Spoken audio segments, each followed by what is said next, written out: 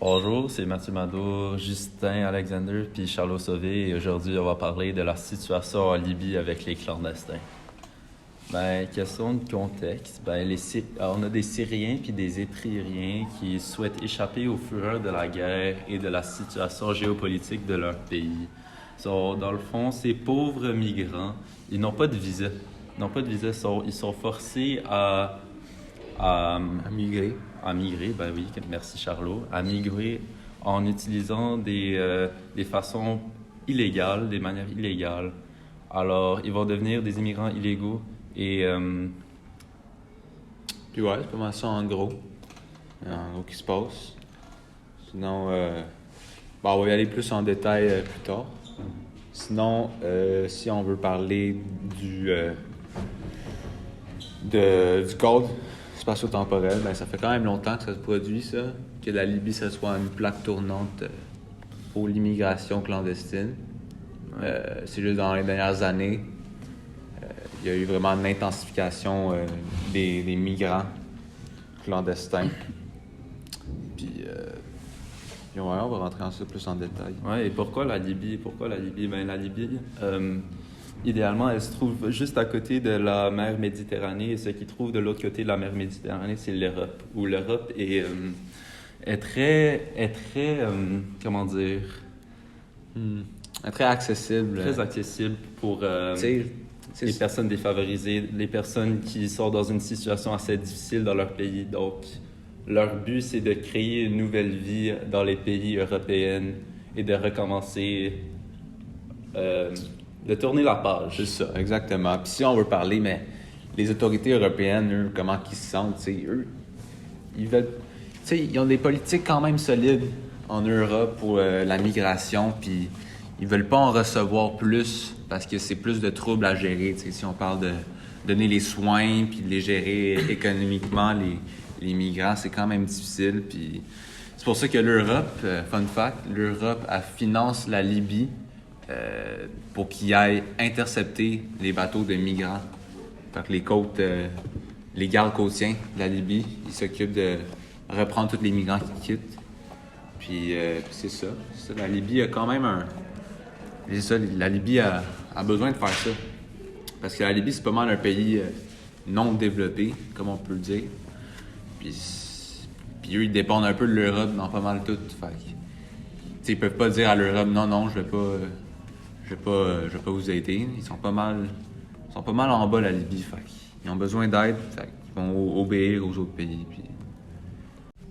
Ouais, puis c'est ça. Si on veut parler d'un autre acteur qui est important, ça serait Médecins sans frontières, tu sais. Fait que c'est ça, les Médecins sans frontières, ils sont là pour aider les clandestins qui sont détenus en Libye, parce que les clandestins en Libye, bien sûr, sont dans des centres de détention, puis la qualité de vie là-bas est vraiment inhumaine. C'est sale, ils n'ont pas des soins appropriés, il y en a qui dorment à terre devant sans abri, tu sais. Puis ils sont plusieurs, là, mais Médecins sans frontières, ils sont là pour eux. Ils essaient de changer les politiques d'immigration des pays européens, rendre ça plus facile. C'est ça, plus accessible aussi. Sinon, médecins, qu'est-ce qu'ils font? Ils sauvent des vies. C'est sûr, ils s'asseyent. Mais c'est sûr que ils ont de la difficulté à faire tout ça. C'est rendu dangereux, la Libye. Puis c'est ça, il y a une perte de contrôle. Puis ils doivent c'est ça, leur but c'est de fermer les centres de détention puis contrer la pression des gouvernements. Fait que c'est ça. Maintenant, si on veut savoir pourquoi il y a de l'immigration clandestine en général, pourquoi il y en a ça, Justin? La procédure est longue et coûteuse. Il faut beaucoup de papiers, ça prend beaucoup de temps. Et si tu es dans une situation économique très faible, c'est difficile d'avoir d'obtenir ces papiers. Effectivement. Aussi, des fois, dans leur pays, il y a la guerre, le gouvernement sont autoritaires et tout ça. Donc, ça fait en sorte qu'ils doivent quitter leur pays. Ouais, puis c'est difficile parce que leur pays les soutient pas vraiment là-dedans. Ouais, c'est ça. Aussi, de le faire légalement, c'est très difficile pour eux, comme j'ai dit, avec les papiers. Et des fois, l'Europe ou l'Amérique, pour eux, c'est une nouvelle chance. C'est une nouvelle chance de recommencer leur vie. Donc, ils vont en Libye parce que ça, en raison territoriale. C'est comme un port. C'est comme un port. Pour rentrer en Italie pour avoir une nouvelle chance. C'est comme un pont, c'est ça, une plaque tournante, si on peut dire. Puis c'est proche, c'est pas des autres pays, fait que pourquoi pas. Ouais, je pense que Justin nous a pas mal bien expliqué ça. Maintenant, si on veut hop in dans les causes et les conséquences qui sont plus sur la question de la Libye, Ouais, en plus focus sur la Libye. Sur nos clandestins en Libye. Si on veut aller... En commençant avec les territoires, en commençant avec les aspects territoriaux, ben, les causes, c'est que les réfugiés, ils veulent s'échapper de leur pays, right? À cause de, comme Justin il a dit, il y a des régimes autoritaires, il y a la guerre, les situations géopolitiques ne sont pas correctes. Ils veulent aussi s'installer en Europe, c'est ça le principe, c'est ça la cause. Et aussi, la raison pourquoi ils choisissent la Libye, c'est à cause de la proximité aux pays européens. Et, c'est pas mal des causes générales, comme on a expliqué, là, dans le domaine territorial. Et afin de faire ce qu'ils veulent, ils doivent passer par les nombreuses frontières illégalement, right? Parce que c'est impossible de se procurer un visa. Donc, tout ce qu'ils vont faire, ça va être illégal. Ils vont emprunter des routes clandestines qui sont très complexes, qui sont très difficiles à faire tout seul. Ils peuvent même perdre leur vie là-dedans, par exemple. C'est ça. C'est pour ça qu'ils vont demander l'aide d'un passeur expérimenté. Ouais, mais dans le fond, les passeurs, là, sont-ils vraiment là pour les clandestins? Non, les passeurs sont pas là pour les clandestins. Tout ce qu'ils veulent, c'est de l'argent. Ouais, juste alimenter... c'est quand même une grosse économie qu'il y a là-dedans. On va parler de ça tantôt. Sinon, si on pense à nos clandestins, eux, comment ils se sentent, pourquoi dans leur culture, c'est quoi qu'ils culture, ces réfugiés, ils ont de la famille en Europe. Ils ont de la famille, il y a des amis réfugiés en Europe. Donc, qui ont réussi. Oui, ils ont réussi à s'intégrer dans cette société-là. Alors, si ils parviennent à rejoindre ses amis, ça va être très facile à s'introduire à la nouvelle culture, aux nouvelles coutumes, à la norme de ces pays. Donc, l'accueil va être très facile. Ça va être très facilité. Oui, exactement. Ils vont avoir de l'aide, ils ne vont pas être seuls là-dedans. C'est pas mal ça. Maintenant, si on veut aller dans l'économie, qu'est-ce qui peut arriver? Mais c'est ça. L'affaire, c'est ces clandestins-là qui quittent leur pays pour aller dans un autre pays, puis la Libye, puis en tout cas, leur gouvernement de ces pays-là, ils les aident pas du tout. Fait non, pas du tout. Ils sont pognés tout seuls. Ils sont pognés tout seuls là-dedans, puis ils ont pas des bonnes ressources. C'est pas les personnes... Je sais même pas s'ils ont des cellulaires, tout le monde là-bas, puis ils n'ont pas accès comme nous, facilement à Internet, puis savoir comment faire, tu sais. C'est pour ça, c'est difficile d'immigrer dans un autre pays légalement. Ils n'ont pas les ressources pour le faire, ils n'ont pas l'argent non plus. Puis c'est pour ça que ils connaissent pas non plus les risques qui vont arriver si jamais ils font ça illégalement. Fait qu'est-ce qu'ils font? Ils passent par des passeurs. Puis, parce que c'est la seule chose qu'ils connaissent. Leurs amis l'ont fait, fait que pourquoi pas on le fait. Puis c'est la seule affaire qui est disponible pour eux, c'est leur seule ressource. Fait que c'est ça, ils vont là-dedans sans savoir qu'ils sont...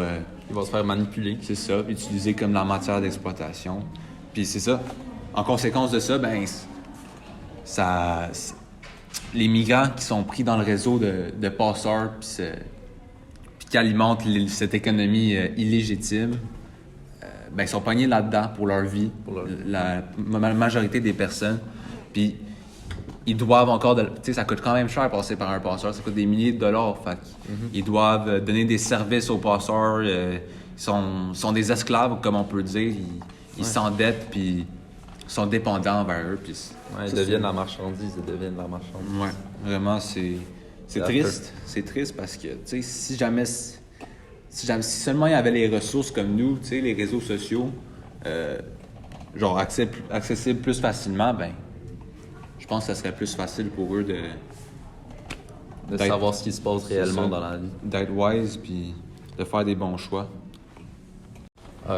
Entamant avec la situation politique de ces clandestins. Vas-y, Charlot, explique-nous qu'est-ce qui se passe réellement avec la politique de ces... c'est ça. La politique pour la migration en Europe des unions européennes est vraiment sévère, vraiment stricte. Puis c'est difficile. C'est pas simple. C'est pas une affaire très simple. Puis... Pas du tout. C'est ça, l'Union européenne a fait pression sur la Libye pour qu'ils gardent leurs migrants parce qu'ils en veulent plus. Là, ils blâment la Libye pour tout ça. Puis ils ont raison, mais à un moment donné, tu sais... Faut penser aux vies des gens. Hein. C'est ça. Fait que là, ils font pression sur la Libye, puis ils disent écoutez, je veux plus vos migrants clandestins, je les veux plus. Fait que là, ben, la Libye, elle a pas vraiment de politique sur ces migrants-là. Tu sais, elle sait pas comment les gérer puis tout. Elle fait juste suivre un peu ce que l'Union européenne dit, mais en même temps, elle sait pas comment les gérer dans son pays. C'est pour ça qu'elle est pas capable de bien... Tu sais, ils les mettent tous dans des centres de détention. Ils s'occupent pas vraiment d'eux, tu sais. Ils répondent pas à leurs besoins, puis c'est ça qui fait qu'ils ont des conditions de vie vraiment inhumaines. Puis, tu sais, il y a du monde qui meurt là-bas, là, dans les centres de détention. C'est vraiment sérieux. C'est une affaire qui est très importante à savoir, tu sais, à partager pour que tout le monde le sache. Ça, c'est pas normal, c'est pas humain. Puis c'est ça. Les personnes qui sont dans ces centres de détention-là, ils ont vraiment des mauvaises qualités de vie. Puis c'est ça, quand que les immigrants veulent aller dans des pays d'accueil, ben, ils peuvent pas. Pourquoi? Ben, tu sais, c'est difficile pour les pays d'accueil de donner un logement et des soins à tout le monde. Clandestins, hein, il y en a beaucoup trop. Puis c'est ça, ils ont déjà atteint le max, apparemment, de clandestins. Tu sais, ils essaient de se split ça, les Europes. Ils essaient de split. OK, moi, j'en prends tant, toi, t'en prends tant, mais... Tu sais, parce que c'est aussi un désavantage d'avoir beaucoup de migrants.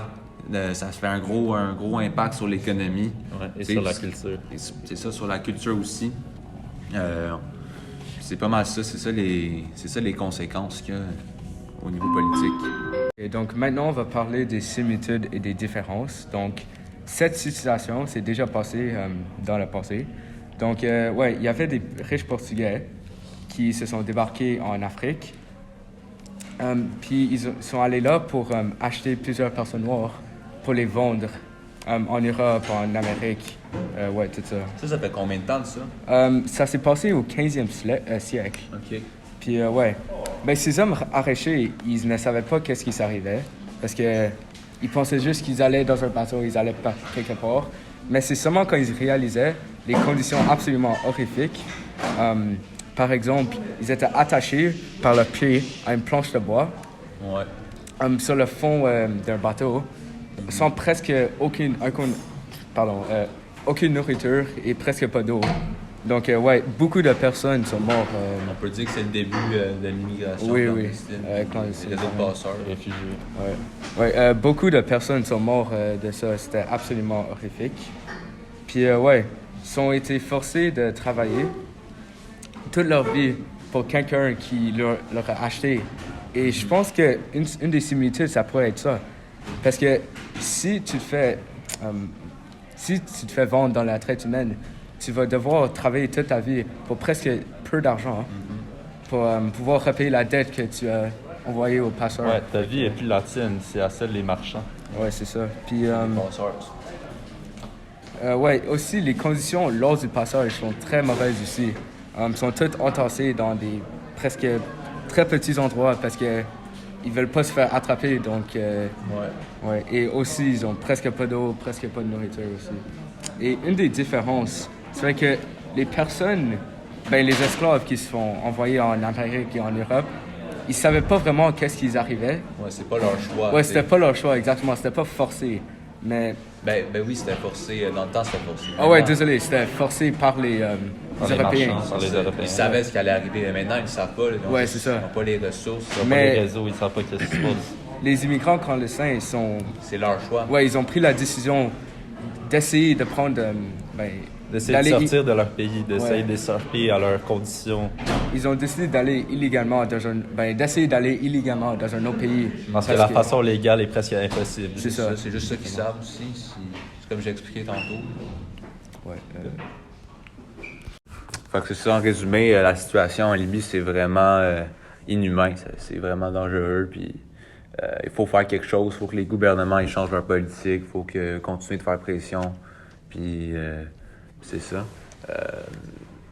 C'est quoi, là, ça serait quoi les solutions qui s'offrent à nous? il y en a qui sont faisables et il y en a qui sont irréalistes. Pour commencer, on a, comme Charlot il a dit, continuer de faire pression au gouvernement européen. Ouais. Si on continue à manifester, si on continue à faire des tweets, sur les réseaux créer sociaux. des YouTube vidéos, juste